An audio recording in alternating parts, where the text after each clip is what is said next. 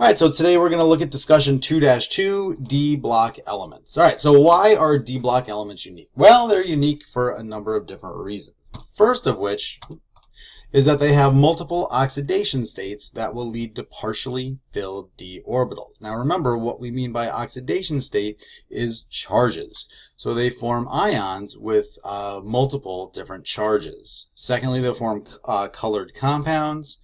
They will display catalytic properties, and they display magnetic properties. All right, so variable oxidation states.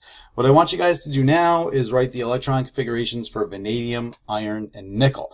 Now, we learned how to do this in IB Chem 1, and it was reviewed in the pre-Unit 2 podcast. So if you haven't watched that podcast yet, you really should do that. Now, you can do the shorthand or full configuration if you want. It is fully up to you. So pause the video and go ahead and write those configurations. Okay, so for vanadium, we see that vanadium has the full electron configuration of argon, as well as 2 electrons in the 4s and 3 electrons in the 3d. So if we look at vanadium, we see its element number 23. It has the full electron configuration all the way up to argon, as well as 2 in the 4s and 1, 2, 3 in the 3d. Alright, so iron has argon 4s2 3d6, and nickel has argon 4s2 3d9. So my question is, are these considered true transition metals? Well, if we look at vanadium, it has 3 electrons in the 3d. If we remember Hund's rule, which says that electrons will only fill orbitals one at a time, and no one orbital within a sublevel will have a pair of electrons in it until all the orbitals have at least one. So that means that vanadium will show 3 unpaired electrons in its d sublevel. Iron will have 4. It'll have 1 set of paired and 4 unpaired electrons, and nickel has 1. So what oxidation state do you predict that all of these would have? Well, it's important to remember that when a metal is ionized, the first electrons to be removed from the atom are in the valence shell. Now, we see in this electron configuration, we have electrons occupying the 4th energy level and electrons occupying the 3rd energy level.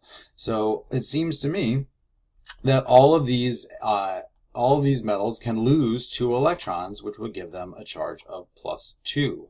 Now, since they will always lose those 4 electrons first, that means that all, or I should say most, of the D-block elements will have an oxidation state of +2. All right, so there are a couple interesting exceptions that you're required to know. It's copper and chromium. So we see that copper has the full configuration of argon and then 10 electrons in the 3d and 1 in the 4s. And chromium has 5 in the 3d and 1 in the 4s. And the reason that happens is because it is more energetically favorable. So if we look at our periodic table, we'll see that copper is in the 9th spot in the 3d. So we would expect its electron configuration to be 4s2 3d9.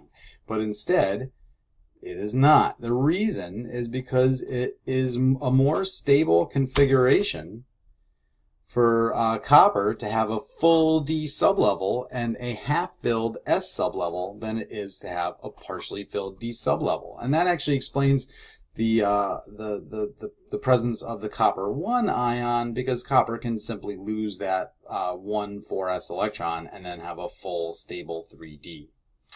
Now, zinc and the members of its group are not considered to be transition metals, right? Because they only have 1 oxidation state, and in that oxidation state, they will have completely full d orbitals. We see zinc and the members of its group here are in the 10th spot in the 3d. So once it loses those 2 4s electrons, it will have a 3d sublevel, which doesn't like to be broken up.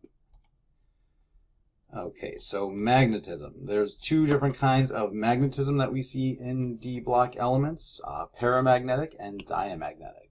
Paramagnetic elements contain unpaired electrons, and those unpaired electrons act as tiny little magnets. And that means that their relationship with an external magnetic field will be one of attraction. And diamagnetic elements contain only paired electrons, so they will be repelled by an external magnetic field. So what kind of compounds do d-block elements make? Well, they make two different kinds of compounds. One is ionic compounds that we're used to seeing. So examples of that would be copper 2 oxide or iron 3 chloride. The definition of ionic bonding in that sense is electrostatic attraction between oppositely charged ions. Now that is not a true bond in the sense of the word because it is not formed by the sharing of electrons. D-block elements can also form coordination compounds. Now, in a coordination compound, a ligand will form a coordinate bond with a positive metal ion, which is a true bond in the sense of the word because we're talking about the sharing of electrons. So you're probably wondering what is a coordinate bond and what is a ligand? So in a coordination compound, the type of bonding is coordinate bonding. Now, in coordinate bonding, one species will provide both of the bonding electrons. In a standard covalent bond, one species will contribute one electron to the bond, and the other species participating in the bond will supply the other. But in coordinate bonding, one species, in this case the ligand, will donate both of the electrons to the bond. And a ligand is an atom or molecule or ion that contains at least one pair of electrons. Now that makes a lot of sense because in order to form a coordinate bond, you need to have at least two electrons, a pair of electrons. So common ligands that we see, first of all, there's two types of ligands, monodentate and polydentate. Monodentate ligands are ligands that can only bond to the metal cation in one spot. And they include halide ions, hydroxide ions, cyanide ions, water, or ammonia. And then polydentate ligands are ligands that can bind to the metal in more than one place. An example of a polydentate ligand is EDTA. So one thing you have to do is figure out the oxidation number of the transition metal cation in a coordination compound. And actually that's pretty easy to do. First thing you do is look at the overall charge on the compound. The compound we see this one has an overall charge of +2. The next thing we do is subtract the charges of all the charged ligands. Now charged is underlined there because if a ligand does not have a charge, like water, then it will not factor into the charge of the overall compound. So for this first example, we see that the charge on the whole complex is +2, and from that we'll subtract all the charges of the charged ligand. Well, water does not have a charge, so it just is +2 minus 0, which tells us that copper in this complex has a charge of +2. In the next example, our ligand is chloride ions, and there are 4 of them. So we know that if you have 4 chloride ions, they will be supplying a negative charge of -4 to the complex. So we'll take the overall charge of the complex, -2, and subtract from it all the charges of the charged ligand. So -4 tells us that iron in this case is +2. Okay, so why do transition metals make colored compounds? So you probably recall from IB Chem 1 and the pre-Unit 2 podcast that the D sublevel contains 5 orbitals. Well, what happens when a ligand bonds to the coordination complex, it causes the orbitals to split in 2 different energy states. Now, the reason that happens is because 3 of the orbitals in the D sublevel are aligned to the XYZ Cartesian plane. So the lobes of those orbitals do not interact with each other, and there's very little electron-electron repulsion. But the other 2 lobes, the dx squared and the dx squared minus y squared, overlap with the other 3 orbitals. So when the ligand bonds, it causes additional electron-electron repulsion, which causes the orbitals to move away. So what happens is that electrons in the lower energy levels will absorb discrete wavelengths of light when they move up to a higher energy level. Now when they move back down to a lower energy level, they will emit a certain wavelength of light. Now the wavelength of light that is emitted is complementary to the wavelength of light that is absorbed. So if a transition metal complex absorbs red light, which is a low energy light, it will emit a higher energy of light. So there are three factors that can affect the amount of splitting that we see between those d orbitals. One is the identity of the metal ion, two is the charge of the metal ion, and the third is the identity of the ligand. So let's look at those one at a time. So effect of the metal ion. So metal ions with more protons will result in smaller splitting. As the charge of the nucleus increases, it will have a greater attraction, to all of the electrons in the atom. So it will pull all the sublevels and all the orbitals closer together. Now, it's important that we control for oxidation state, because if we're looking at different metal ions with different oxidation states, it introduces a new factor which complicates things a little bit. So if we look at iron 2 versus copper 2 would have a smaller splitting, which means than iron 2, which means it would absorb a lower energy of light. So we look here, iron and copper, we see that copper has a more greater charge in the nucleus, so it will have a smaller splitting. Oops. All right, and then also oxidation state. So for a given metal, a greater oxidation state will mean greater splitting. And that happens because as the oxidation number increases, it means that the nucleus, or the cation, I should say, is more positive. So it'll have greater attraction to all of the electrons and pulls them closer together.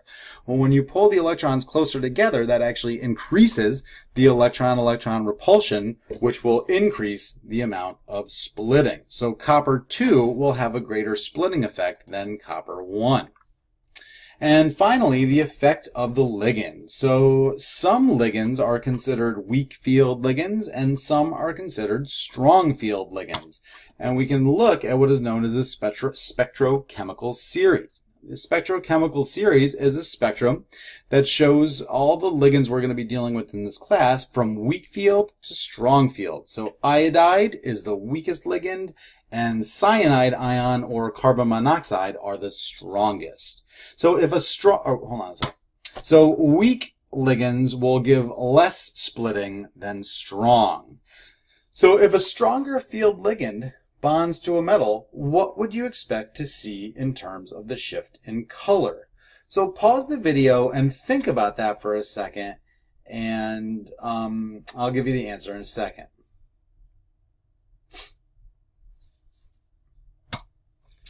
All right, so we have to look at the color wheel. A stronger field ligand will give you a greater amount of splitting, which means that a higher energy light will be absorbed. And since the complementary color is transmitted, that means that a lower energy light will be transmitted, right? So closer to red than violet. So here is our color wheel, and if we look at any one color on the color wheel, we see that the complementary color to the color we're looking at is the color exactly on the opposite side of the color wheel. So for blue, the complementary color is orange. For green, the complementary color is red. So if a compound, or a coordination complex, I should say, absorbs green light, then it will appear to us as red. So if a compound appears blue, what color light will it absorb? Well, that would be orange light, between 647 and 585 nanometers. And what would be the approximate wavelength of light absorbed by a green compound? Now remember, if the compound is green, that means green is being emitted, which means that red is being absorbed. So we would see the wavelength somewhere between 647 and 700 nanometers. And that is all for discussion 2-2. Thank you so much for watching.